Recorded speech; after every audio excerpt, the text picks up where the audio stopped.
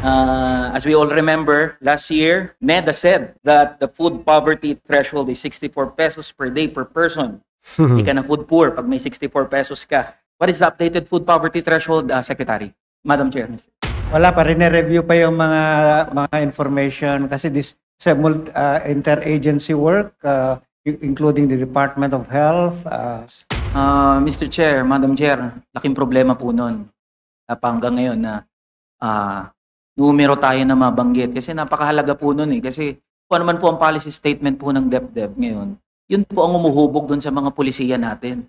Ang hirap naman po niyan, pinag-uusapan natin, paano paunlarin ang kabuhayan ng mga manggagawa at ordinaryong Pilipino if we cannot determine or at least give a justifiable amount of food poverty threshold. Because, Mr. Chair, Madam Chair, I have tried that.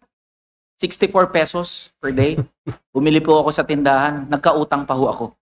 I'd like to know the status of the Maharlika Investment Fund because for the last 2 years, the President did not make any mention about the MIF in his SONAs. And these foreign assisted projects composed mainly of infrastructure flagship projects, yung mga importanteng mga infrastructure projects ng ating bansa.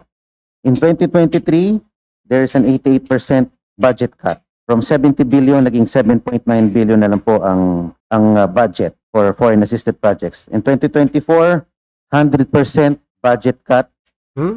So wala pong nailaan sa foreign assisted projects. At ngayong nitong 2025, 67% budget cut. From 70 billion, naging 23 billion na lang po ang inilaan sa foreign assisted projects. Grabe naman yun. Now, hindi po ba tayo nape-penalize ng ating mga international partners pag hindi po tayo nagbabayad?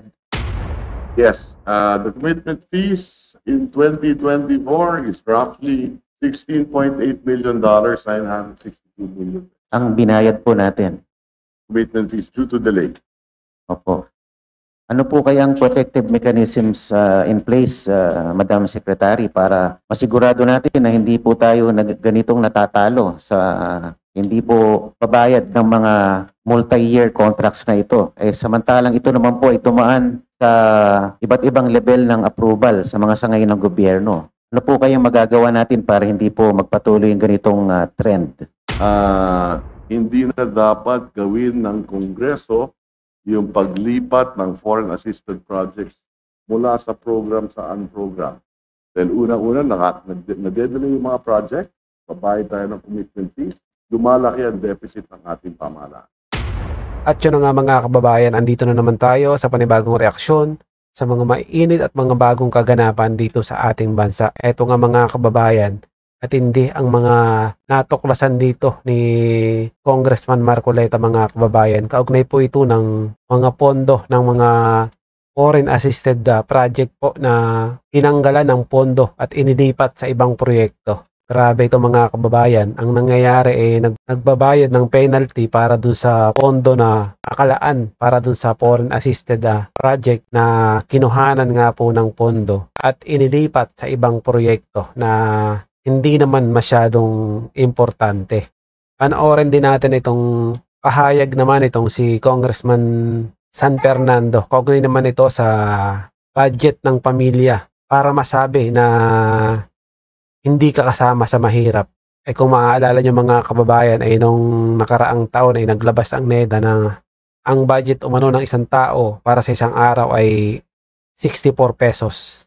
Masasabi na hindi ka kasama dun sa mga mahihirap kapag may budget ka ng 64 pesos kada araw. 64 pesos, 3 beses kang kakain, anong mabibili mo ng 64 pesos? Pero bago yan, kung bago ka pa lang dito sa ating channel, ay mag-subscribe ka na at i-click mo na din ang notification bell para maging updated ka sa mga susunod pa nating video. Paki-like at paki-share mo na din ang video ito sa iba pa nating mga kababayan. At kung nais mong sumali sa ating community, ay i-click mo lang ang join button na makikita mo sa baba. Maraming salamat po. Elijah San Fernando. Sir, the floor is yours. Thank you, Mr. Chair, Madam Chair. Okay pa po tayo. Mabilis na lang po to. Una, mostly naka-address po sa DepEd kay Secretary Balisacan. So since we are talking about macroeconomic assumptions in helping shape our national budget, along with all the growth and development targets, Balikan ko lang po yung dun sa food poverty threshold natin. As we all remember, last year, NEDA said that the food poverty threshold is 64 pesos per day per person. Hindi ka na food poor pag may 64 pesos ka. And Senator Poe said that you will release an updated study come May 2025. What is the updated food poverty threshold, Secretary? Madam Chair, Mr. Chair. PSA has and other agencies have been undertaking that review, Madam Chair, and with the intention to apply that new threshold for the upcoming poverty estimates for 2025. We'll do a survey of households this year, and that new methodology will be employed for. So, Mr. Chair, Madam Chair, tama po ba na wala pa na updated? Wala pa, review pa yung mga information kasi this is a interagency work, including the Department of Health, the Food and Nutrition Research Institute, which will be the one that determine the menu that are consumed throughout the country for representative households. Madam Chair, Mr. Chair, so that means, are we sticking to the 64 pesos per person per day as the basis of the food poverty threshold? Unlikely, no, because it's being upgraded to take account of the comments received, as well as to take account of the changes in the consumption patterns that are observed in the data, as well as the inflation and the composition of food bundles. Opo. So, mas pasimplihan ko po. So, wala pa po tayong figures, Mr. Chair. Wala pa. But again, because Grabe, no? Patapos na yung 2025. Pero wala pa silang figure kung magkano ang budget ng kada tao sa isang araw para hindi ka magutom. we'll conduct a survey and we release poverty estimates for this year, we definitely will have to approve that those new sets of poverty thresholds in the next couple of months. Mr. Chair, Madam Chair, laking problema po nun. Hanggang ngayon na numero tayo na mabanggit. Kasi napakahalaga po nun eh. Kasi kung ano man po ang policy statement po ng DepEd ngayon, yun po ang umuhubog dun sa mga pulisiya natin. Ang hirap naman po niyan, pinag-uusapan natin, paano paunlarin ang kabuhayan ng mga manggagawa at ordinaryong Pilipino if we cannot determine or at least give a justifiable amount of food poverty threshold. Because, Mr. Chair, Madam Chair, I have tried that. 64 pesos per day. Bumili po ako sa tindahan. Nagkautang pa ho ako. May utang pa po ako. Kaya gusto ko pong tanungin yan para sa kaliwanagan din po ng mga nanonood natin ng mga kababayan, mga manggagawa at ordinaryong Pilipino. Dahil deserve din po nila malaman. Papaano o ano ang batayan ng ating pamahalaan sa pagdetermina ng mga statistics natin, pag sinabi umuunlad ang ating kabuhayan ng mga manggagawa at ordinaryong Pilipino, ano ang batayan natin dyan? At napaka-importante po niyan dahil yan ang magiging framework natin sa pagbuo, pagbalangkas ng budget for the next year. So we will just request po sa DepEd if we can have materials that you have, especially the methodology that you will use in determining the food poverty threshold.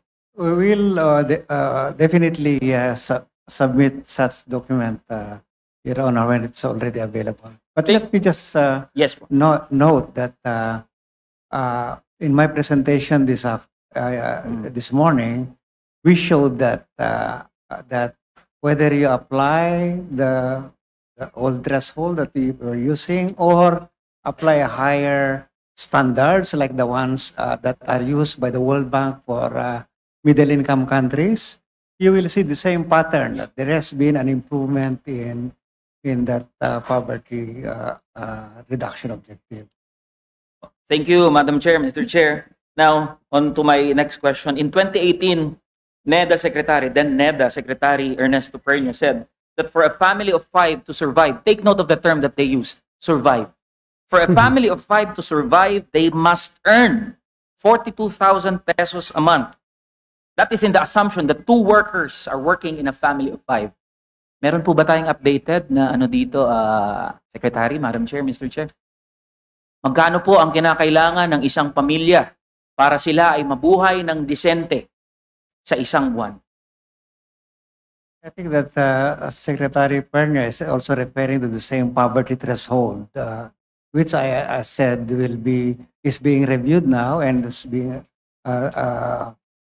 revised to reflect the comments received from various stakeholders, including various agencies of government. Okay po. Thank you po. So wala pa rin po tayo na magamit. Kasi ginagamit ko rin po sa presentation ko yan eh. I'd like to know the status of the Maharlika Investment Fund because for the last 2 years, the President did not make any mention about the MIF in his SONAs. And since Congress has the innate power of innate oversight function, I believe we ought to know the status of the Maharlika Investment Fund. And I believe you have also been endowed with repertorial requirements. And what mechanisms are in place to ensure the transparency of these multi-million investments that were made? I believe early this year there were investments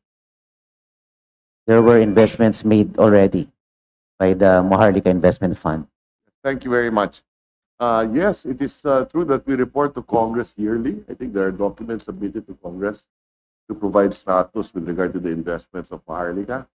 Essentially, Maharlika has invested in 2 projects. One is NGCP, 20% of 2 board seats in NGCP. Parang ayaw mo parinig sa amin yung sinasabi mo. And another is in a mining, Makilala Mining.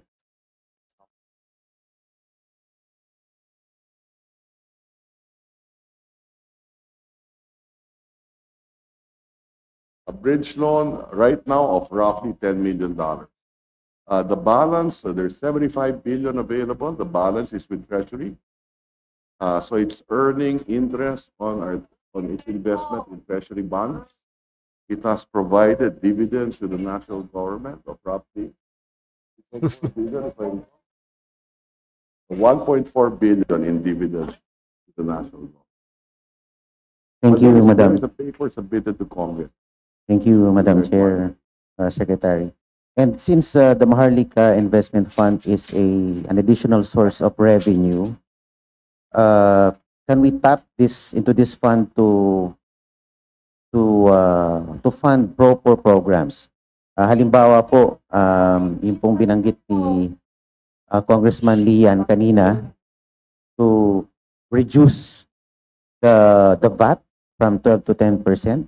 At meron din pong mga panukala dito na inihain kami, mga panukalang batas na kung pwede po yung kuryente na binabayad ng consumers ay yung VAT na pinapataw sa kuryente ay kumari ay i-waive na din. Pwede po kayang dito kunin sa Maharlika Investment Fund? Yung Maharlika Investment, para sa investment, ang pwede niyang gawin, halimbawa, it is considering investing in the grid operations, halimbawa sa Mindoro o yung mga spud areas na walang napakalang kuryente, doon tumitingin ang Maharlika Investment Fund, possibility of investing there. So energy, physical infrastructure, food and agriculture modernization. Para talagang ayaw iparinig sa atin yung sinasabi nitong si Secretary Recto. These are the themes that Maharlika is looking into. A few more. Thank you, Madam Chair, Mr. Secretary. My number 2 question is directed to DBM Secretary. During last week's briefing by the Committee on Public Accounts with the DPWH, in their presentation, they related to us that there have been significant budget cuts in foreign assisted projects. And these foreign assisted projects composed mainly of infrastructure flagship projects, yung mga importanteng mga infrastructure projects ng ating bansa. In 2023, there is an 88% budget cut. From 70 billion, naging 7.9 billion na lang po ang budget for foreign assisted projects. In 2024, 100% budget cut. So wala pong nailaan sa foreign assisted projects. At ngayong nitong 2025, 67% budget cut. From 70 billion, naging 23 billion na lang po ang inilaan sa foreign assisted projects. Grabe naman yun. Now, Madam Chair and Madam Secretary, I'd like to know on the long-term implication of this continued defunding of these foreign assisted projects. Hindi po ba tayo nape-penalize ng ating mga international partners pag hindi po tayo nagbabayad? At yung pong, ang alam ko po kasi, itong mga foreign assisted projects are being defunded and they go to unprogrammed allocation ng ilang district congressmen. Ano po bang mas mahalaga sa atin, yung pong mga flagship projects na malalaki na mas maraming naikinabang o yung mga pet projects po, local pet projects po ng mga district congs? So gusto kong malaman yung implication kung patuloy pong i-defund itong mga foreign assisted projects po natin. Madam Chair, tama po kayo. Pag ma-defund po yung ating mga foreign assisted projects, magkakaroon po ng delay dito sa ating mga proyekto. And meron din po tayong binabayaran na commitment fees. Pag tayo po ay hindi nakakapagbayad on time nung Magkano mga po yung commitment fees natin. Kunin ko lang po yung exact number.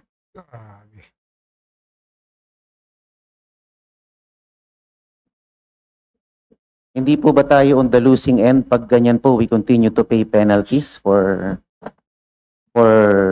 defaults or non-payment of these contracts?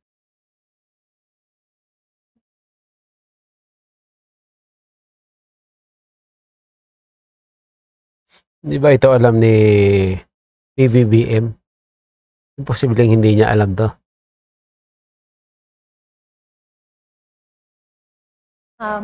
Meron po, we're just looking at that. Yes, the commitment fees in 2024 is roughly $16.8 million, 962 million. Ang binayad po natin. Commitment fees due to delay. Opo.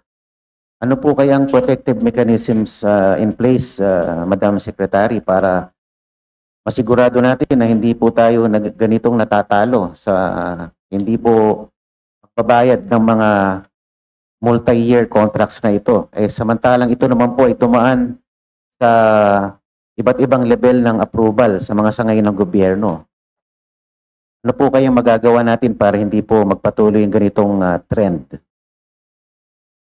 Well, unang-una, kung ang tinukoy kanina ay tungkol sa appropriations, hindi na dapat gawin ng Kongreso yung paglipat ng foreign assisted projects mula sa program sa unprogram. Dahil unang-una, nadedelay yung mga project, babayad tayo ng commitment fees, Naku po. lumalaki ang deficit ng ating pamahalaan. Ang tanong, bakit hinayaan nyo? Bakit hinayaan ng amo mo? Yun ang unang-una. Pangalawa, maraming na-delay because also of the pandemic. Nagkaroon tayo ng pandemic. So, budget execution is also important as far as the executive is concerned. Na siguraduhin before we borrow money, we make sure that the project is can be implemented properly. Thank you po, Mr. Secretary, Madam Chair. Thank you for the enlightenment po. At sana po, with the new stewardship of our chairperson, sana po ay hindi po mangyayari ito sa sa 20th Congress dahil tayo po ang kawawa kung nagbabayad po tayo ng mga commitment fees sa mga project na pinedelay dahil hindi po natin binabayaran ito at napupunta po sa mga maliliit lamang na mga proyekto. Salamat po, Madam Chair.